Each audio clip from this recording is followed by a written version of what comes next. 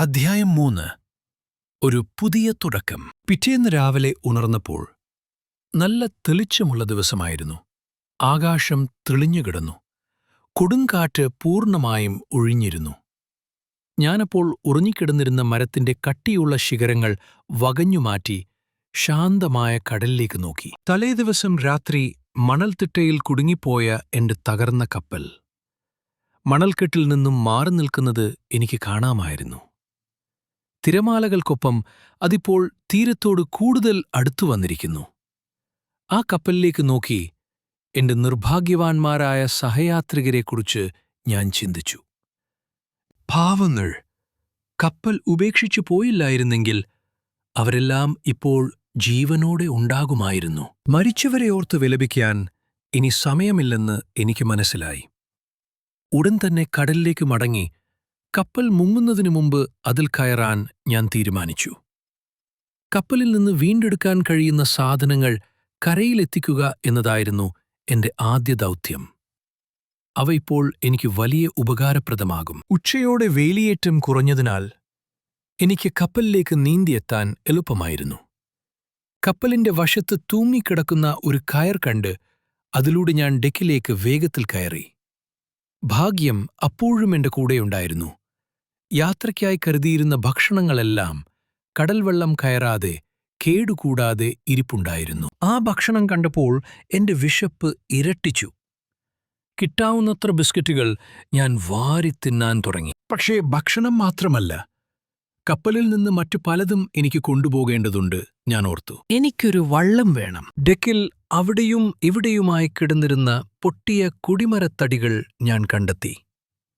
ഓരോ തടിയിലും കയർ കെട്ടി അവ വെള്ളത്തിലേക്ക് തള്ളിവിട്ടു.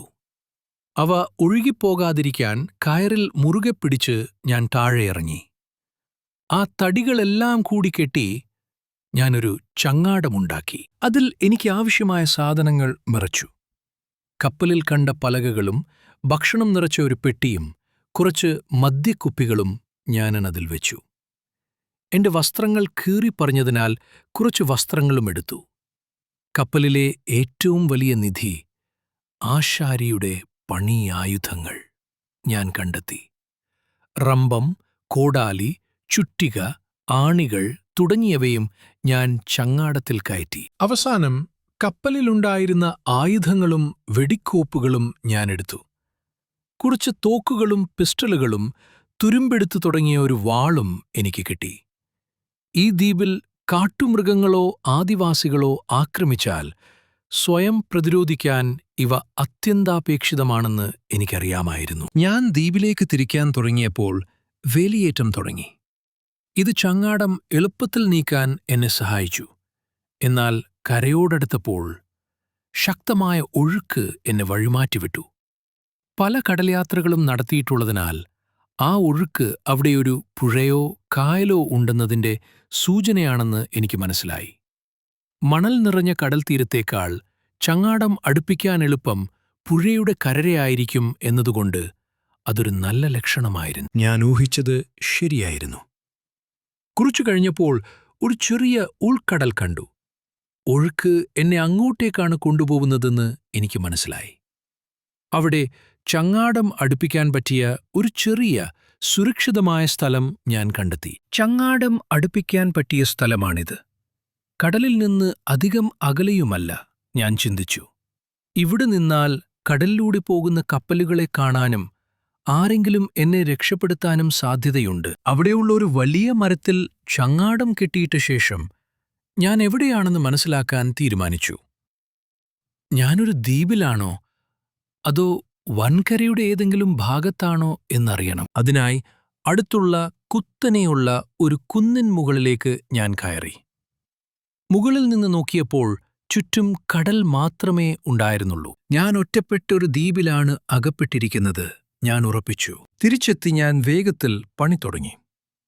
കപ്പലിൽ നിന്ന് കൊണ്ടുവന്ന പലകകൾ ഉപയോഗിച്ച് ഒരു ചെറിയ കുടിൽ ഉണ്ടാക്കി.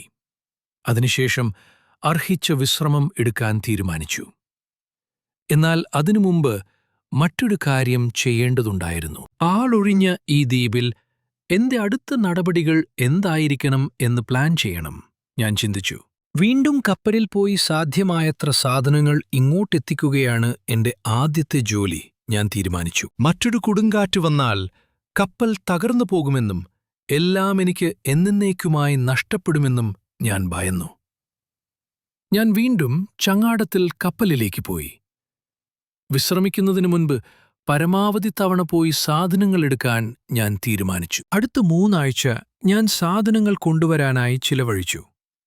കപ്പലിലുണ്ടായിരുന്ന ഒട്ടുമിക്ക പണിയായുധങ്ങളും, ഒരു വടക്കുനോക്കി യന്ത്രം, ദൂരദർശിനി, വസ്ത്രങ്ങൾ, പുതപ്പുകൾ, കയറുകൾ, ഭൂപടങ്ങൾ എന്നിവയും ഞാൻ കൊണ്ടുവന്നു. കുറച്ച് സ്വർണ്ണ വെള്ളി നാണയങ്ങൾ കണ്ടു. ദ്വീപിൽ അതുകൊണ്ട് ഉപകാരമില്ലെങ്കിലും അതും ഞാനെടുത്തു. അവസാനം ദ്വീപിലെ എന്റെ കൂട്ടുകാരായ കപ്പലിലുണ്ടായിരുന്ന നായയെയും 2 പൂച്ചകളെയും ഞാൻ കൊണ്ടുവന്നു. കൂടാതെ ബൈബിളും മറ്റു ചില പുസ്തകങ്ങളും എടുത്തു.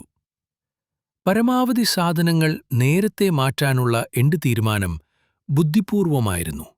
കാരണം ദ്വീപിലെത്തി 4-ാമത്തെ ആഴ്ച ഭയങ്കരമായ ഒരു കൊടുങ്കാറ്റ് വീശിയടിച്ചു. പിറ്റേന്ന് രാവിലെ ഉണർന്നു നോക്കിയപ്പോൾ കപ്പൽ കാണാനില്ലായിരുന്നു.